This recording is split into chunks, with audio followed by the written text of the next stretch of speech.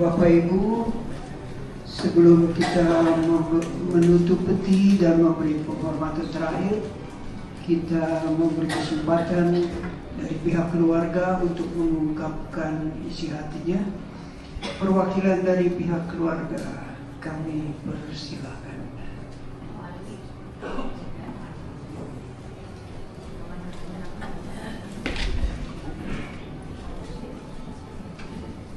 Selamat malam semuanya. Sebelumnya saya mau mengucapkan terima kasih semua untuk kedatangan om, tante, sepupu-sepupu, para hadirin yang mengenal Papi, juga untuk anggota KUR Santa Monica, betul ya, Santa Monica ya, dan tentu saja untuk Romo Robert. Terima kasih semuanya. Saya Ju, anak Papi yang paling besar. Saya ingin sharing sesuatu. Tepat 3 minggu yang lalu saya tuh mesti dioperasi batu empedu. Sebenarnya saya sendiri tuh nggak ada keluhan apa-apa. Saya sehat-sehat aja. Itu juga ketahuannya karena saya check up ke dokter gitu, terus setelah 5 tahun gitu dia bilang, oh ini sudah saatnya batu empedu ini dioperasi, soalnya kalau tidak akan bisa parah, berakibat parah gitu. Ya seperti yang saya bilang, sebenarnya saya sih tidak kenapa-napa, tidak merasakan sesuatu atau tidak ada keluhan sama sekali. Akhirnya tibalah ini 1 hari sebelum dioperasi, mesti itu tuh ada persiapannya. Oke, tangannya mana sini saya kasih ditusuk lah pakai untuk diambil darah, cek darah gitu ya. Semuanya tuh untuk persiapan operasinya. 1 kali ditusuk, diambil darahnya. Wah, orang awam ya takut lah ya, ini jarum nih jarang. Tapi sebenarnya sih nggak apa-apa, nggak sakit sama sekali gitu. 10 menit kemudian, coba ini kita ambil darah lagi, dalam hati baru 10 menit yang lalu diambil darah lagi. Ya udah, cuma karena untuk persiapan operasi saya pasarin aja ya, silakan ditusuk. Sebenarnya sih juga nggak sakit gitu loh. Tapi ya itulah namanya orang melihat jarum dimasukin ke pembuluh darah, takut lagi. Nggak lama lagi, kira-kira 15 menit lagi, coba minta tangannya ini mau diambil darah lagi lah. Saya pikir ini kok diambil darah terus, ntar jangan darah saya habis lagi ya kan. Nah, terus ya udah saya yang ketiga kali rasa takutnya itu sudah mulai berkurang lah, Akhirnya darah diperiksa, semuanya memungkinkan untuk melakukan operasinya itu. Lalu keesokan harinya itu adalah hari operasi saya. Ya seperti biasa. Maaf Pak, tangannya coba di ini. Oh, sekarang udah saya nggak takut, saya udah biasa. Saya pikir yang keempat kalinya. Lalu akhirnya tibalah jam operasi. Jam operasi ini juga dipasang satu ampul di tangan saya untuk obat biusnya gitu. Lalu akhirnya inilah disuntikan obat biusnya pada saya. Nggak sampai hitungan 5 detik, akhirnya saya sudah tidak sadarkan diri gitu ya. Operasi berlangsung, puji Tuhan, operasinya lancar. Lalu pada saat saya sadar, membuka mata gitu, terus saya melihat, ini terang-terang meskipun masih buram gitu ya. Terus langsung saya keingetan, akhirnya saya bisa melihat keluarga saya lagi, kerabat saya lagi, sahabat saya lagi. Senangnya itu bukan main. senang sekali. Lalu saya mencoba menganalogikan situasi cerita saya yang baru ini untuk keadaan si papi. Saya diambil darah, dimasukkan jarum ke tangan kanan dan kiri berkali-kali sampai 4 kali. Saya tuh nggak kenapa-napa, ya, maksudnya tidak merasa sakit sama sekali. Tapi pada situasi si papi, kalau dengar cerita dari adik-adik saya, dari mami, wah, kesakitannya setengah mati. Ya, itu buat saya nggak kenapa-napa. Tapi buat si papi mungkin itu suatu cerita jasmani gitu. Sampai kan papi sampai aduh sakit, akhirnya gitu ya. Sampai tibalah akhirnya papi meninggalkan kita semua. Itu juga saya analogikan bahwa oke, itu mungkin pada saat saya dibius, saya akhirnya tidak sadar. Lalu, tapi setelah itu, dan ini menurut saya tepat sekali dengan apa yang Romo khotbahkan hari ini, Mo. Pada saat saya membuka mata saya, langsung, akhirnya saya bisa melihat keluarga, kerabat, sahabat saya lagi. Saya juga percaya bahwa papi, setelah papi membukakan mata lagi, papi itu melihat, akhirnya saya ketemu Bapak, ketemu keluarga-keluarga yang sudah meninggalkan kita di bumi ini. Saya juga akhirnya bisa membayangkan bagaimana bahagianya papi melihat keindahan itu semua. Makanya tidak ada alasan bagi saya bahwa kita sedih, kita semua yang berada berkumpul di sini pasti sedih. Tapi kita tidak bisa melihat itu saja, kita harus melihat secara keseluruhan bahwa papi yang tadi kesakitan, ditusuk jarum kanan dan kiri, saya juga nggak mau papi merasa kesakitan gitu lagi. Dan saya juga ikut senang kalau papi itu melihat keluarga dan kerabatnya di sana bersama Allah di surga. Makanya ya saya berterima kasih kepada Tuhan Maha Pencipta bahwa Tuhan telah dalam tanda kutip meminjamkan papi kepada kita semua. Kita bisa merasakan, papi itu lucu, papi itu memberi positive vibes untuk kita semua. Itu aja mungkin dari saya. Terima kasih.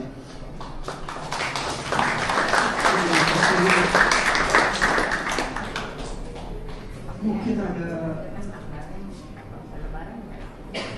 yang lain. Silakan.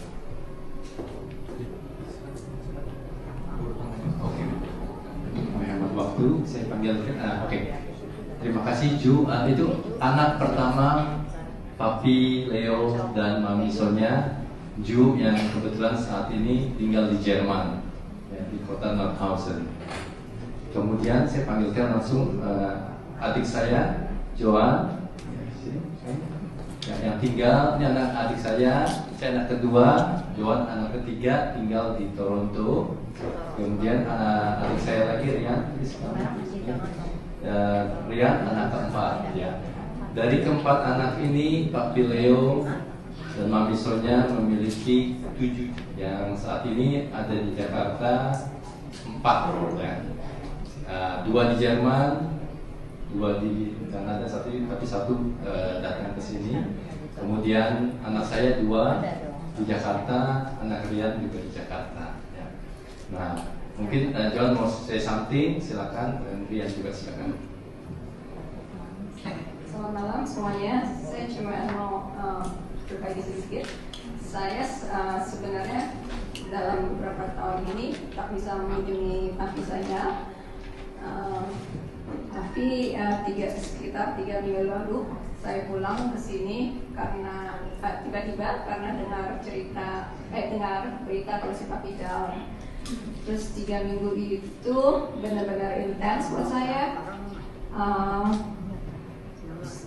saya sebenarnya nggak pernah berantem sekalipun dalam hidup saya 47 tahun ini dengan papi.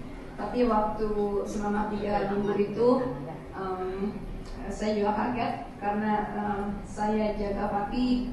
Hari pertama oke, hari kedua oke, tapi hari ketiga emosi udah mulai naik karena si papi bandel nggak mau dengerin. Suruh makan nggak mau, disuruh terus papi kan selalu cabut-cabut sonde, terus saya marahin, jangan cabut sonde gitu. Terus kalau malam papi nggak pernah bisa tidur, bisa 3 hari dia nggak tidur. Terus saya marahin juga, papi tidur dong, gitu. Gimana mau sembuh kalau nggak tidur? Sampai papi juga akhirnya marah juga sama saya. Dia bilang, kamu kenapa di sini sih? Keluar sana, gitu. Tapi setelah itu ya disabar-sabarin.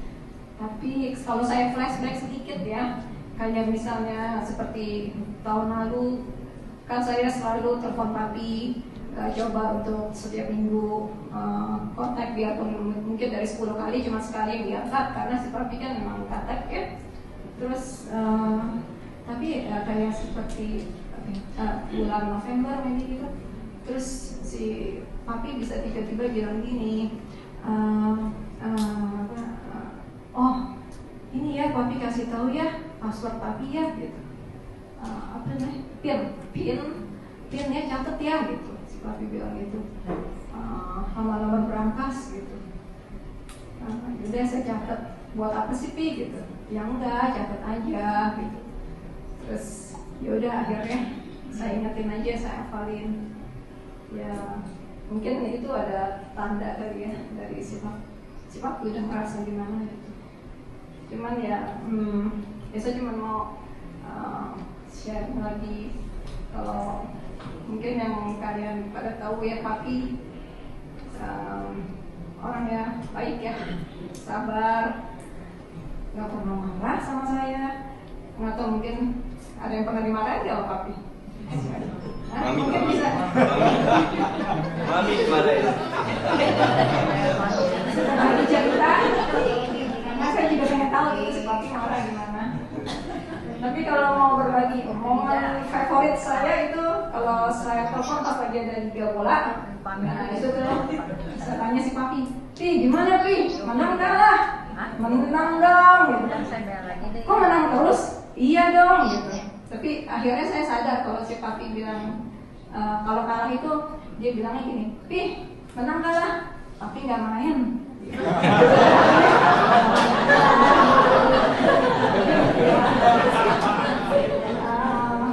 Siapa yang laki ya? Ya mungkin segitu dulu. Mungkin kita dengar. Mungkin nanti dari ada cuahan. Mungkin. Ya, anak-anak Om Iwan, nama Om Iwan. Om Iwan. Om Iwan, Om. Singkat. Om. Ya mungkin sedikit ya giliran saya nih. Ya saya Rian, anak paling kecil dari papi. Ya mungkin kalau bisa dibilang saya yang paling lama ya sama papi ya.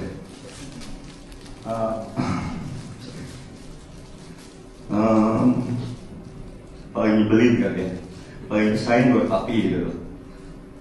Mungkin ya kalau yang lain mungkin setelah SMA ke luar negeri, Ronald dari Ju ya, Ju dari itu, Ronald juga sempat ke luar negeri, habis itu John juga sempat ke luar negeri.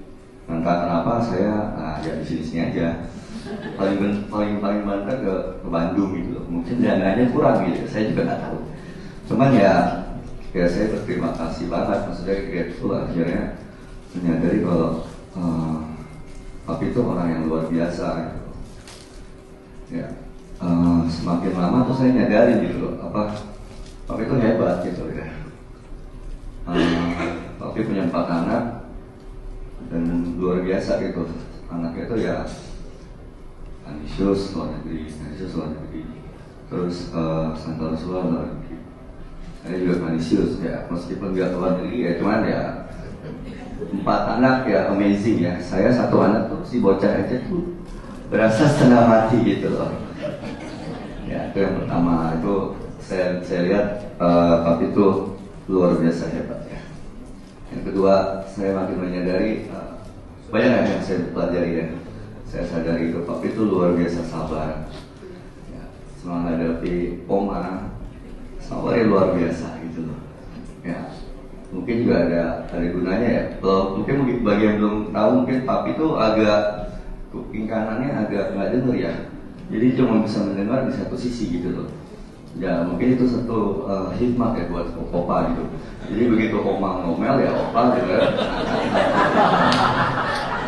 Saya nggak tahu itu sabar atau pintar ya, tapi intinya gitu ya. Maksud saya di satu sisi ya mungkin ya kita sebagai pasangan ya banyak juga mengalami itu ya. Tapi menurut saya papi orang yang sangat sabar. Nah, yang ketiga ya mungkin juga humoris ya. Papi itu kayaknya jarang kelihatan sedih atau apa kalau di depan orang banyak. Nah ini juga saya pun demikian ya. Maksudnya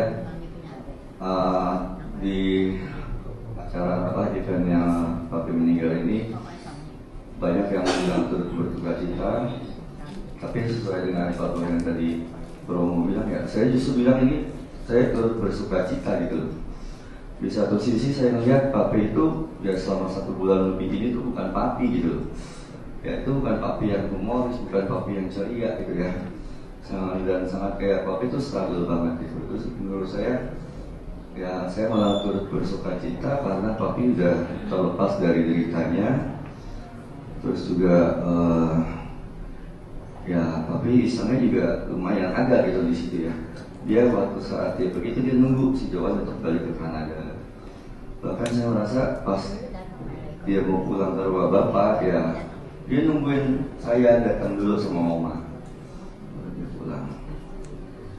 Ya terus juga apa ya ya mungkin itu ya. Oh ya paling saya semakin menyadari maksudnya saat kita mau mengumpulkan barang-barang yang papi suka ya, saya menemukan buku ajaib nih di umur 80 ya. Saya lihat nih bisnisnya dengan Ko Andi, dengan Pak Mahmud, itu luar biasa. Catatannya begitu rapi di umur 80 ya. Saya bacain ya. Munchen Mainz 2-0, Dortmund Bremen. Dan ini sangat lengkap loh. Ya, dan saya lihat kok papi hebat ya, catatannya rapi. Kita aja umur sekian udah males megang bolpen. Saya rasa Google pun nanya dia gitu. Ya maksudnya balik lagi ya, papi thank you so much for everything. Ya dengan papi pun ya bisa dibilang tuh kita berempat nih jarang ngumpul bareng di suatu saat yang bersamaan. Dengan acara papi pun kita berempat bisa kumpul bareng lagi. Ya paling sekian ya sharing dari saya.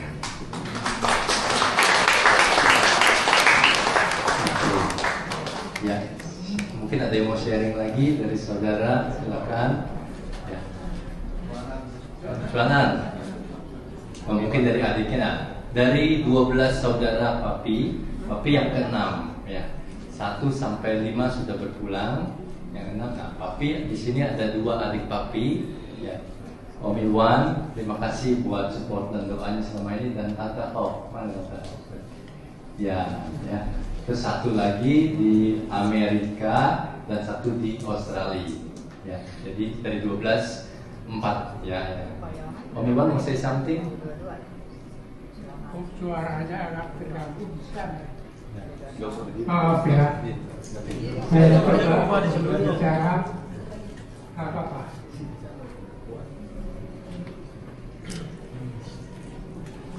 Saya berterima kasih ada kesempatan untuk berbicara di sekitar. Suara saya agak terganggu. Saya adalah adik dari Bapak, kemudian kami ber-12 bersaudara. Jadi saya ke-8, beliau ke-6. waktu kita bersaudara banyak, kami ini terutama berdua ini cukup sering berhubungan, bertelepon atau datang bertemu. Sedikit saya mau sampaikan mengenai beliau yang saya ingat. Beliau ini adalah seorang yang sudah dikatakan tadi oleh putra-putranya bahwa beliau adalah orang yang sabar. Ya betul, saya lihat dia orang yang sabar dan orang yang suka bercanda, suka joke. Ya. Salah satu joke yang barangkali saya tidak tahu apakah pantas saya katakan di sini. Ya kira-kira katakanlah 3-4 bulan lalu dia mengatakan kepada saya bahwa saya ini dengan teman-teman kurang lebih 60 orang sedang bertanding. Kami ini bertanding untuk siapa yang terakhir di antara kita. Jadi waktu kira-kira seminggu sebelum kejadian ini, beliau mengatakan saya pemenangnya terakhir. Ada kata itu, dia berbisik atau telepon. Jadi beliau ini adalah orang yang penggembira, suka dengan hal-hal yang meringankan. Beliau juga punya kepandian atau kemampuan khusus. Antara lain tentu kemampuan olahraga. Dia pemain tenis yang baik, pemain badminton yang baik. Tapi dari semua olahraga yang dia sangat baik adalah kita sebut ketepel.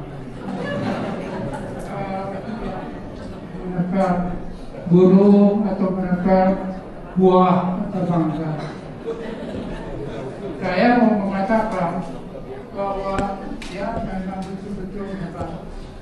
Kalau dia juga mengakui, saya ini kalau tepel mangga 90% pasti kena. Ya, dan ternyata benar. Beliau kalau ada mangga yang dia ketepel, saya tinggal tunggu di bawah saja. Jadi beliau bisa itunya dengan kena dan jatuh. Kalau lagi berburu juga demikian. Dan beliau adalah orang yang menurut saya punya kemampuan teknis yang baik, sangat baik kemampuan teknisnya. Dan bermain undu dan ada lagi apa? Tadi sudah diceritakan. Kebetulan kita punya keponakan di sini. Yang keponakan yang tertua itu sangat dekat sekali dengan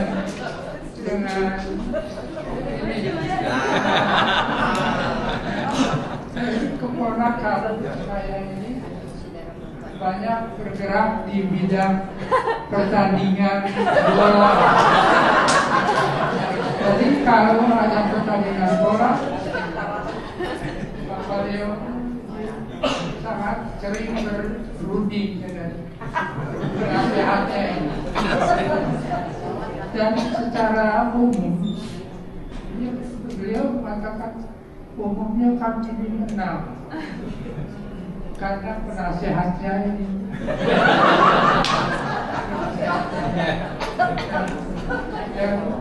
Itu yang luar biasa.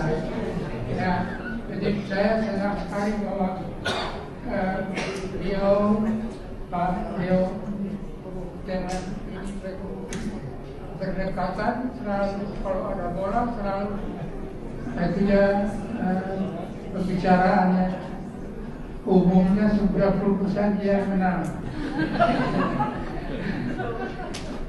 Saya kira saya hanya menyampaikan secara umum mengenai Pak Leo, orang yang baik itu orang yang polos. Dia saja berfoto, dia selalu tersenyum. Saya sendiri waktu beliau sakit, saya menangis. Sekarang saya merasa dia sudah bebas, kata Romo tadi. Dia sudah hidup lebih enak. Sehingga kita sebagai orang beriman, kita percaya itu.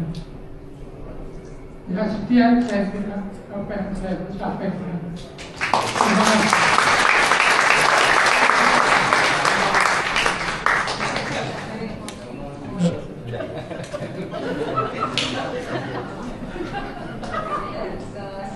Sekian dulu.